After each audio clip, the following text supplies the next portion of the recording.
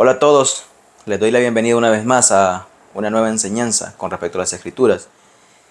Y en este día quiero traer una enseñanza que se encuentra en el libro de Hechos, que hoy en día se ha convertido en básicamente como en una doctrina. En muchas iglesias se refieren a este evento y a este suceso que pasó en Hechos como una evidencia de que has sido o eres un cristiano verdadero. Y quiero que vayamos rápidamente a las Escrituras en el libro de Hechos 2, versículo 2 al 13. Y leemos: cuando llegó el día de Pentecostés, estaban todos unánimes juntos, y de repente vino del cielo un estruendo como de un viento recio que soplaba, el cual llenó toda la casa donde estaban sentados, y se les aparecieron lenguas repartidas como de fuego, asentándose sobre cada uno de ellos, y fueron todos llenos del Espíritu Santo, y comenzaron a hablar en otras lenguas, según el Espíritu les daba que hablasen. Moraban entonces en Jerusalén judíos varones piadosos de todas las naciones bajo el cielo. Y hecho este estruendo, se juntó la multitud, y estaban confusos porque cada uno les oía hablar en su propia lengua. Y estaban atónitos y maravillados, diciendo: mirad, ¿no son galileos todos estos que hablan?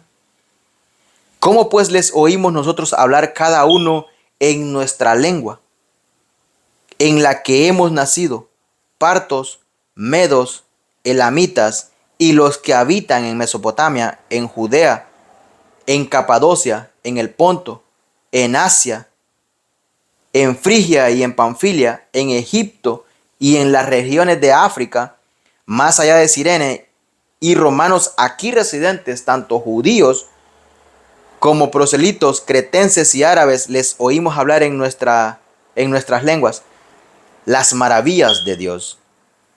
Y estaban atónitos y perplejos, diciendo unos a otros: ¿qué quiere decir esto? Mas otros, burlándose, decían: están llenos de mosto. Hechos 2, 2 y 13. El segundo capítulo de Hechos señala un momento decisivo en la historia del reino de Dios. Una nueva fase del plan redentor se desenvuelve cuando la iglesia nace.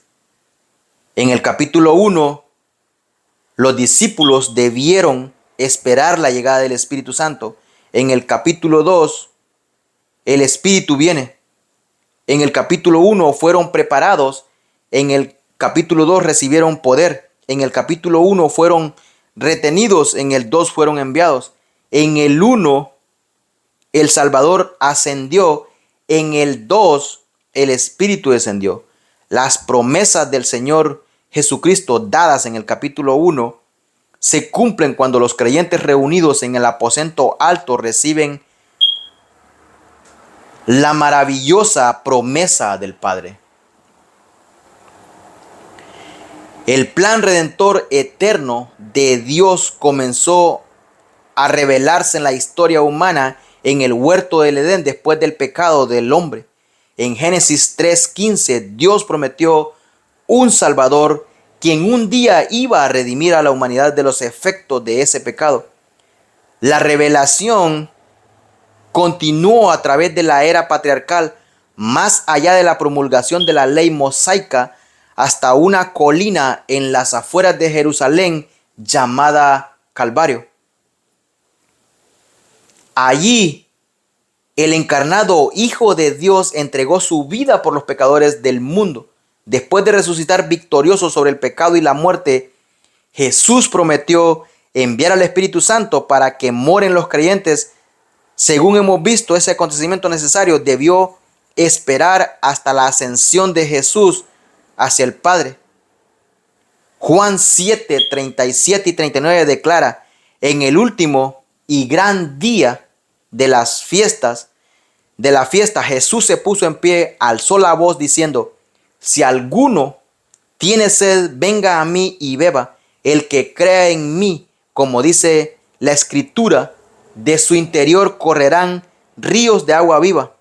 Esto dijo del Espíritu que habían de recibir los que creyesen en él, pues aún no había venido el Espíritu Santo, porque Jesús no había sido aún glorificado.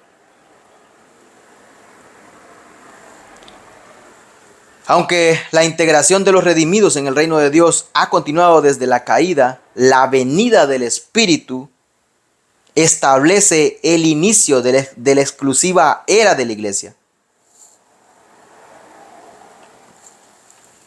Que habría una época intermedia entre las dos venidas del Mesías no estaba profetizado en el Antiguo Testamento.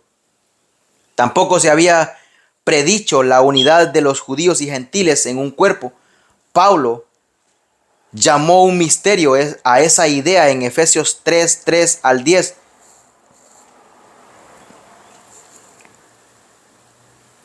La palabra iglesia se traduce de eclesia, que significa los escogidos.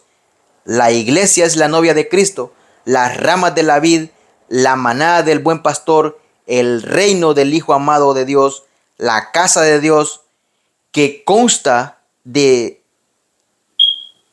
sus hijos adoptados, un templo espiritual del cual Jesucristo es la piedra angular.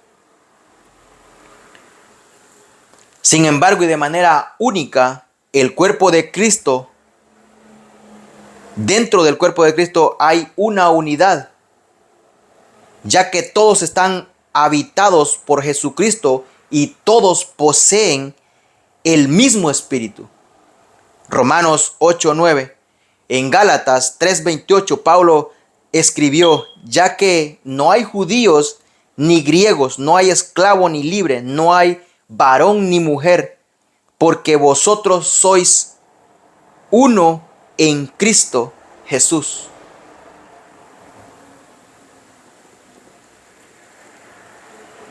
Y en este pasaje se describe el nacimiento de la iglesia mediante la venida del Espíritu, el día de Pentecostés. Se resume en evidencia de la venida del Espíritu, efecto de la venida del Espíritu y explicación de la venida del Espíritu. Y en primer lugar quiero que veamos la evidencia de la venida del Espíritu. Cuando llegó el día de Pentecostés estaban todos unánimes juntos y de repente vino del cielo un estruendo como un viento recio que soplaba, el cual llenó toda la casa donde estaban sentados, y se les aparecieron lenguas repartidas como de fuego, asentándose sobre cada uno de ellos, y fueron todos llenos del Espíritu Santo, y comenzaron a hablar en otras lenguas, según el Espíritu les daba que hablasen.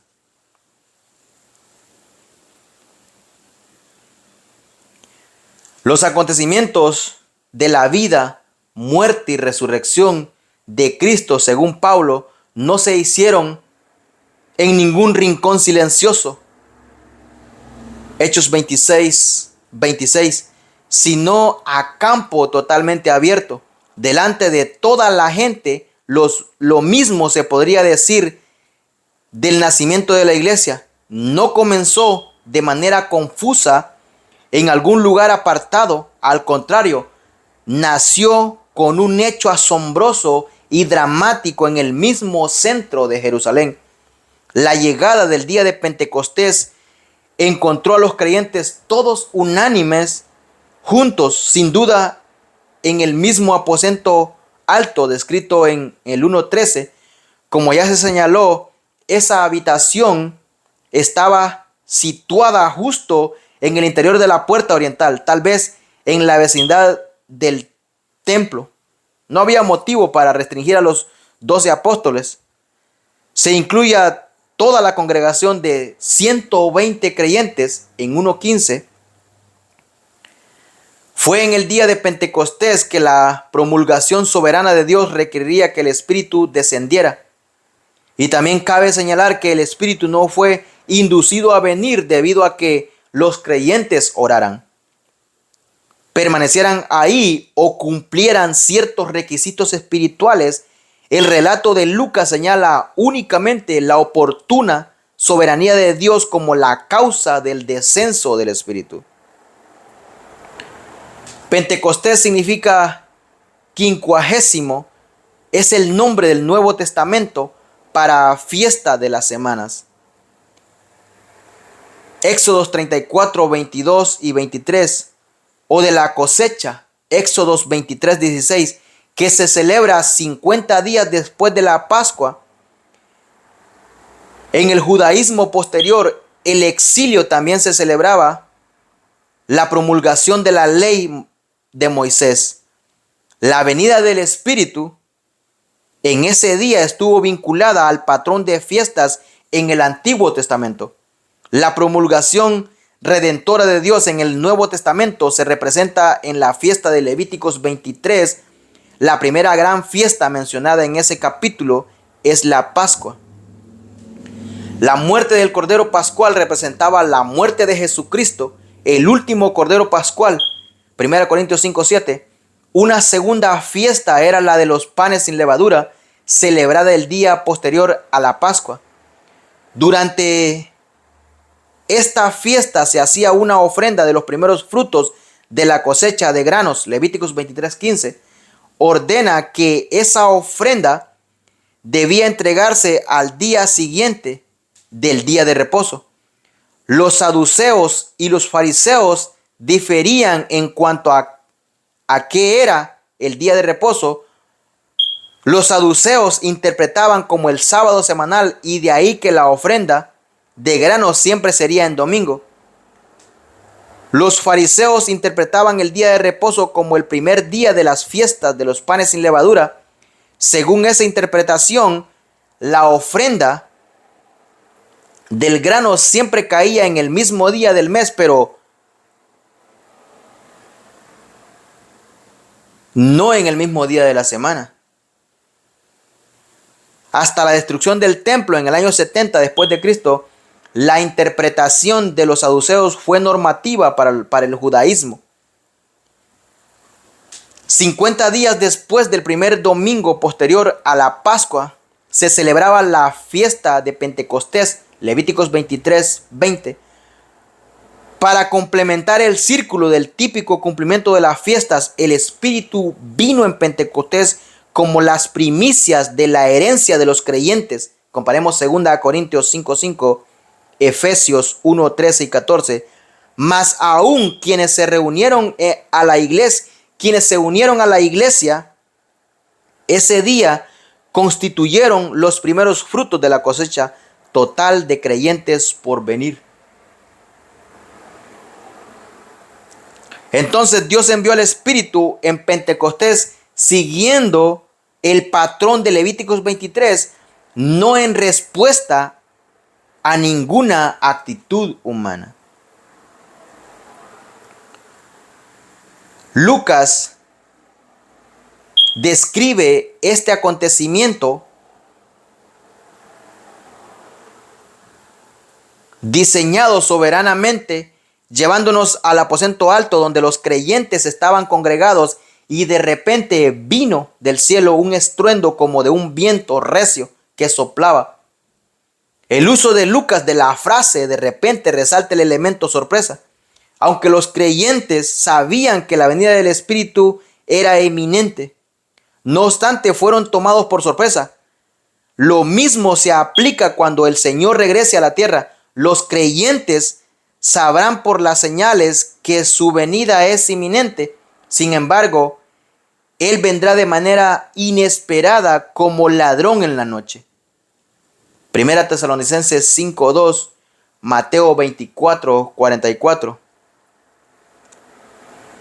Aquellos reunidos en el aposento alto pudieron haber esperado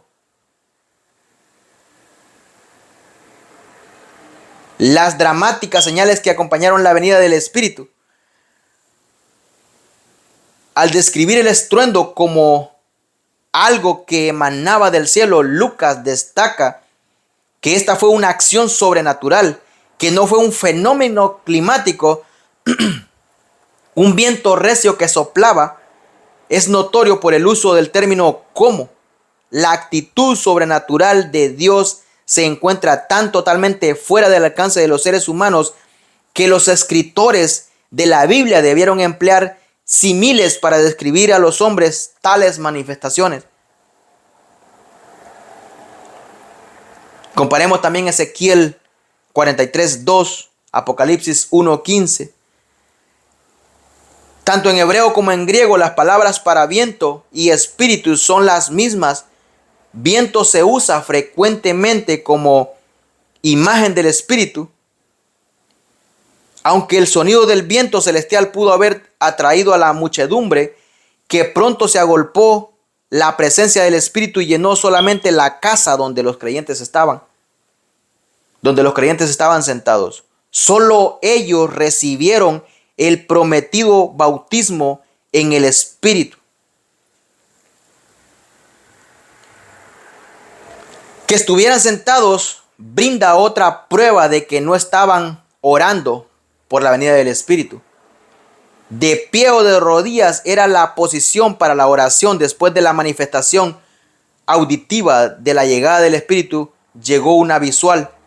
Se les aparecieron lenguas repartidas como de fuego, asentándose sobre cada uno de ellos, que estas llamas no eran de fuego literal, más de lo que el viento era aire que se movía. Se deduce por el uso de las palabras como de. Algunas personas han tratado de vincular el fuego aquí con el de Mateo 3:11. Sin embargo, como señala el contexto de ese pasaje, el fuego que se ve ahí es el fuego del juicio eterno. Mateo 3:12. Que las lenguas se asentaran sobre cada uno de ellos muestra que todos los que estaban presentes recibieron al Espíritu en ese momento. Esta fue una obra uniforme y soberana de Dios colectivamente en todos los presentes, no algo que buscaron de manera indicada en ese instante. Por el bautismo en el Espíritu, todos ellos se hicieron parte de un cuerpo espiritual, el cuerpo de Cristo. Ser llenos del Espíritu Santo debe distinguirse de ser bautizados con el Espíritu. El apóstol Pablo define con gran detalle el bautismo con el Espíritu como esa acción de Cristo por la cual coloca a los creyentes dentro de su cuerpo.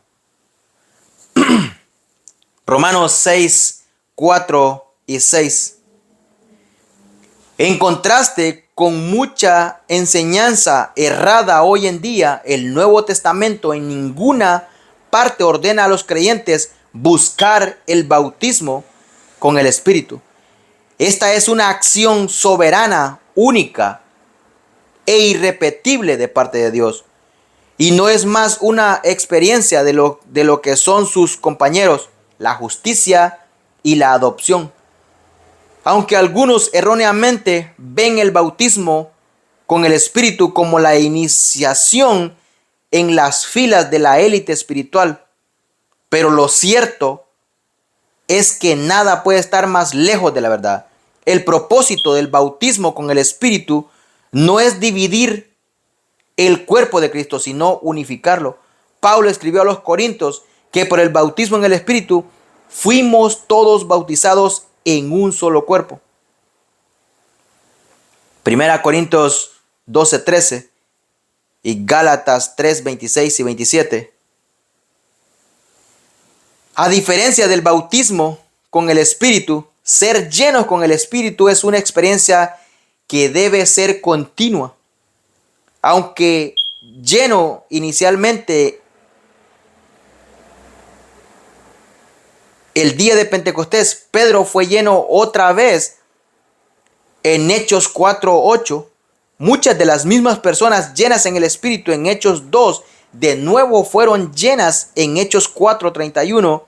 Hechos 6:5 describe al primer mártir en la historia cristiana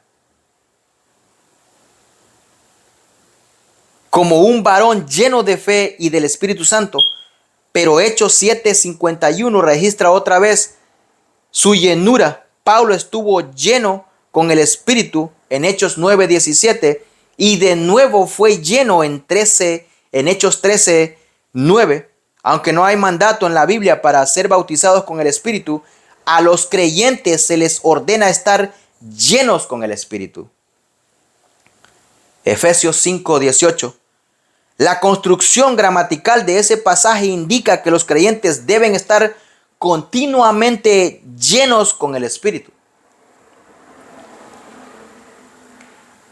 Quienes estarían llenos con el Espíritu primero deben vaciarse de sí mismos. Eso implica confesión de pecados y morir al egoísmo y a la voluntad personal. Ser lleno con el Espíritu es practicar de manera consciente la presencia del Señor Jesucristo y tener la mente saturada con la palabra de Dios. Colosenses 3:16-25 delinea los resultados de dejar que la palabra de Cristo more en abundancia en nosotros y son los mismos que resultan de la llenura del Espíritu.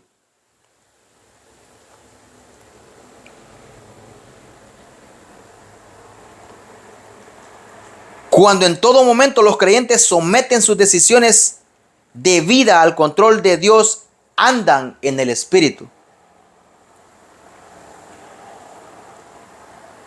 El bautismo en el Espíritu concede el poder que libera la llenura del Espíritu. Después de estar llenos del Espíritu Santo, los congregados en el aposento comenzaron a hablar en otras lenguas según el Espíritu les daba que hablasen. Ha habido muchos debates en años recientes sobre lo que significa hablar en otras lenguas. Sin embargo, el texto no es ambiguo. Lejos de ser expresiones de éxtasis, las lenguas habladas en el día de Pentecostés fueron lenguas muy conocidas. El término glosa es la palabra para lengua y el contexto no permite otra interpretación. El estudio de los versículos 8 al 11 a continuación, a diferencia de muchas de las enseñanzas de hoy, recibir la habilidad de hablar en idiomas no está asociado aquí con el bautismo en el Espíritu. Tampoco hablar en idiomas es la respuesta normal a ser llenos con el Espíritu. Hechos 4:8 y 31 registra ejemplos de que hablar en lenguas no acompañaron la llenura en el Espíritu. Pablo mismo enseñó que la llenura del Espíritu debe dar lugar a muchas cosas como adoración, gratitud, amor, sumisión y obediencia, pero no hablar en lenguas. Efesios 5:18. Pablo declara el propósito de hablar en lenguas en 1 Corintios 14:21 y 22. Debía ser una señal para el Israel incrédulo. Si bien eso fue cierto por un lado, por otro lado, las lenguas fueron vinculadas, dadas para mostrar que los judíos, gentiles y samaritanos eran todos iguales en la iglesia. Hechos 15:8 y 9. Los samaritanos recibieron el Espíritu Santo en Hechos 8:14 y 19 al 19. Aunque no hay referencia a hablar en lenguas por la reacción de Simón, es probable que esa fuera una señal sobrenatural evidente. Comparemos también los versículos 18 y 19. Hechos 10:44-47 describe que los gentiles en la casa de Cornelio recibieron el Espíritu. Que hablaran en lenguas convenció a los judíos creyentes.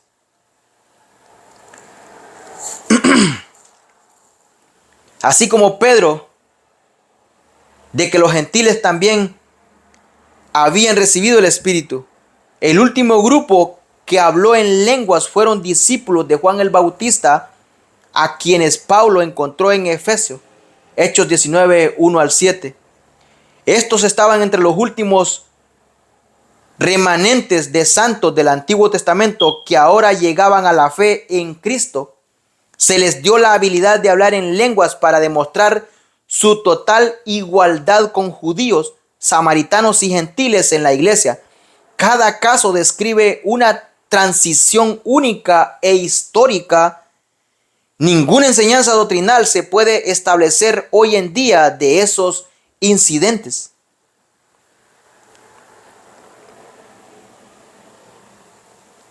Que el verdadero don bíblico de lenguas ya no existe, se desprende de la siguiente línea de evidencias. Primero, se trata de un don milagroso y la era de milagros terminó en la muerte de los apóstoles. Hechos 2, 3 y 4. Es significativo que aparte de Hechos, los milagros, dones del Espíritu Santo solo se mencionan en la temprana epístola de 1 Corintios, en cartas posteriores como Efesios, Romanos y 1 de Pedro se habla de dones espirituales, pero no hace mención de lo milagroso. A diferencia de muchas enseñanzas de hoy, el propósito del don de lenguas no fue la edificación de los creyentes. Según se indicó, las lenguas fueron una señal de juicio para el Israel incrédulo. 1 Corintios 14, 21 y 22. Demostraban que la iglesia incluiría personas de toda nación y lengua. El don de lenguas fue, por tanto, una señal de la transición entre el antiguo y el nuevo pacto, una transición que se completó hace 2000 años. Después de cumplir su propósito, el don de lenguas salió del escenario exactamente como 1 Corintios 13:8 afirma que ocurriría. El hecho lo confirma la historia de la iglesia. Hablar en lenguas era desconocido desde el final de la era apostólica hasta el inicio de este siglo, excepto en grupos herejes. A quienes hablaran en lenguas en Pentecostés no se les debió enseñar cómo hacerlo mediante la lectura de un libro, la asistencia a un seminario o la preparación por parte de otra persona. Tampoco debieron desarrollar el don mediante la práctica repetitiva por su cuenta. Al contrario, hablaron según el Espíritu les daba que hablasen. Él estaba en control total de la situación. Ellos simplemente recibieron lo que el Espíritu les dio. La evidencia de la venida del Espíritu fue inconfundible. Manifestó su presencia a los oídos, los ojos y la boca de los creyentes, pero no se detuvo ahí. Su venida también tuvo un profundo efecto en la población de Jerusalén. Y ahora veremos el efecto de la venida del Espíritu. Moraban entonces en Jerusalén judíos, varones piadosos de todas las naciones bajo el cielo. Y hecho este estruendo, se juntó la multitud y estaban confusos porque cada uno les oía hablar en su propia lengua. Y estaban atónitos y maravillados diciendo: mirad, ¿no son galileos todos estos que hablan? ¿Cómo pues les oímos nosotros hablar cada uno en nuestra lengua, en la que hemos nacido? Partos, medos, elamitas y los que habitan en Mesopotamia, en Judea, en Capadocia, en el Ponto y en Asia, en Frigia, en Panfilia y en Egipto y en las regiones de África, más allá de Cirene, y romanos aquí residentes, tanto judíos como proselitos, cretenses y árabes, les oímos hablar en nuestras lenguas las maravillas de Dios. Hechos 2, 5 al 11. Pentecostés era una de las 3 fiestas principales en el calendario judío y se especializaba que la celebraran todos los varones hebreos en Jerusalén. En consecuencia, moraban entonces en Jerusalén judíos en la época de Pentecostés, varones piadosos de todas las naciones bajo el cielo, los que se tomaron la molestia de hacer el peregrinaje, eran evidentemente varones piadosos. La frase de todas las naciones bajo el cielo es una expresión idiomática que significa de muchas tierras, o de todas las naciones a donde se habían dispersado los judíos. Cuando oyeron el estruendo del viento que soplaba, en lugar de los sonidos de las lenguas, se juntaron la multitud en las inmediaciones del aposento alto. Lo que hallaron al llegar los dejó asombrados y confusos, porque cada uno les oía hablar en su propia lengua. Las señales sobrenaturales tuvieron el efecto deseado y la atención de la multitud se posó en Pedro y los demás. Lo que más los dejó maravillados fue que todos los que hablaban eran galileos. Eso fue impresionante para los sofisticados moradores de la ciudad, que veían a los galileos rurales como ignorantes y maleducados. Cuando Felipe le contó emocionado a Natanael que había hallado al Mesías, al Jesús de Nazaret, en una ciudad de Galilea, Natanael replicó con desprecio: ¿de Nazaret puede salir algo bueno? Juan 1, 45 y 46. El intento de Nicodemo de defender a Jesús recibió la respuesta desdeñosa: ¿eres tú también Galileo? Escudriña y ve que de Galilea nunca se ha levantado profeta. Juan 7, 52. La escena de los galileos supuestamente ignorantes que hablaban en tantas lenguas hizo reclamar a la muchedumbre: ¿cómo pues les oímos nosotros hablar cada uno en nuestra lengua en la que hemos nacido? Que esta comunión sobrenatural se trataba de idiomas humanos conocidos y no de palabras eufóricas. Queda claro que cuando se enumera la lista de las lenguas específicas, los partos vivían en lo que es el Irán moderno.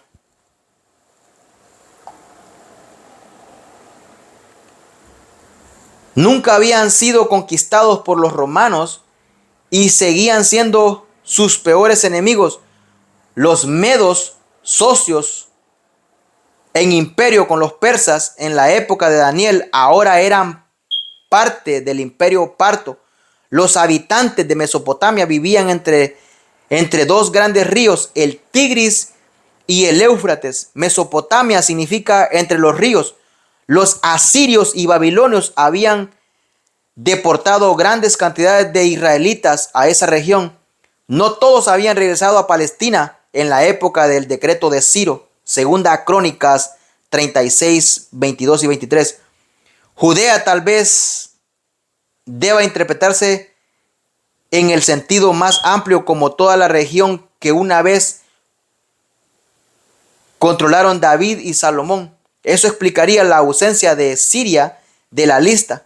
Capadocia, Ponto y Asia, Frigia y Panfilia eran todas las regiones en Asia Menor, con enorme población judía, igual que Egipto, particularmente en la ciudad de Alejandría. Fue en esa ciudad que se produjo la Septuaginta, la traducción griega del Antiguo Testamento.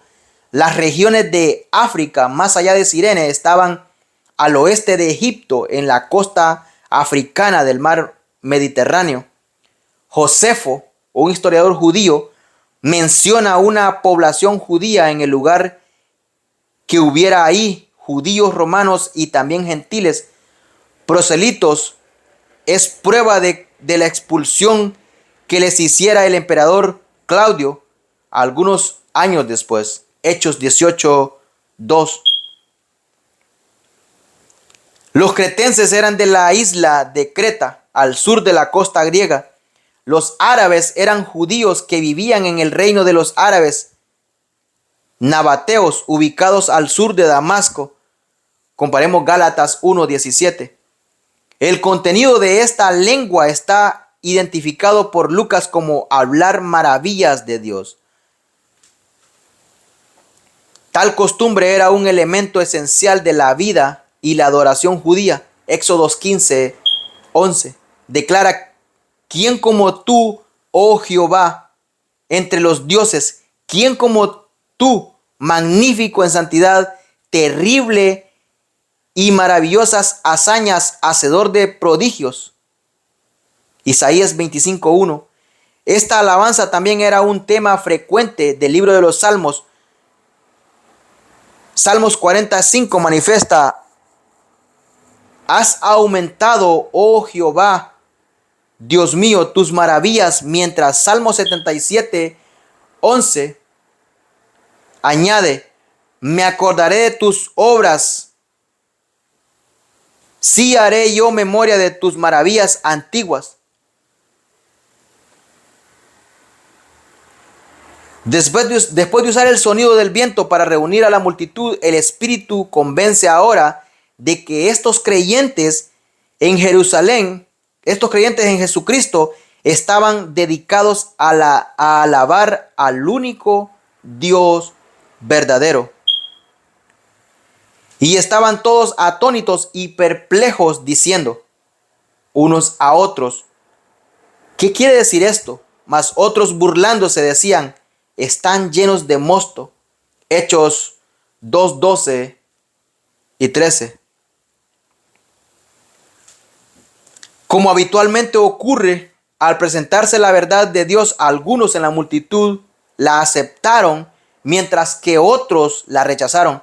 Los primeros estaban todos atónitos y perplejos, diciendo unos a otros: ¿qué quiere decir esto?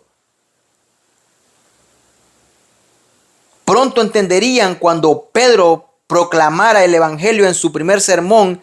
Al mismo tiempo, otros, burlándose, decían: están llenos de mosto. Al igual que los fariseos, que oyeron las declaraciones de Jesús y vieron los milagros que las afirmaban, pero concluyeron que él era el diablo.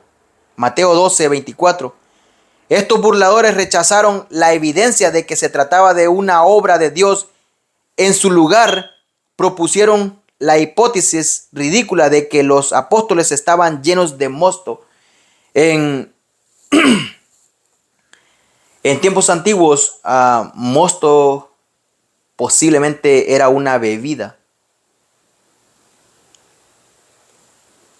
Trataron de encontrar una explicación convincente al milagro de hablar en lenguas como algarabía de borrachos. Trágicamente, este escepticismo tenía el propósito de endurecer por completo la oposición hacia el mensaje. Y los mensajeros, no obstante, ninguna cantidad de oposición podría detener la obra de Dios que comenzó en Pentecostés. Y quiero dejar hasta ahí. Como dije al principio, solo quiero exponer mi punto de vista con respecto a este tema. Y no lo expongo para un motivo de debate, sino que lo expongo para enseñar a otros que este no es un tema de doctrina como muchos lo tienen hoy en día. Y por esa razón es que quise dar un punto de vista bíblico y claro. Y te invito también a que tú mismo escudriñes las escrituras y indagues y profundices en cada tema en lo que tengas dudas. Estos son temas en los que yo tuve muchas dudas y ahora en día yo tengo claro correctamente qué significa esta clase de lenguas o qué significa esta clase de párrafos en la Biblia. Estos textos. Entonces, pero como dije, es mi opinión, es mi humilde opinión. No sé tú qué piensas de esto, pero una vez más te invito a que escudriñes tus escrituras Y espero que les haya gustado, espero que nos veamos en una próxima y que Dios nos proteja a todos.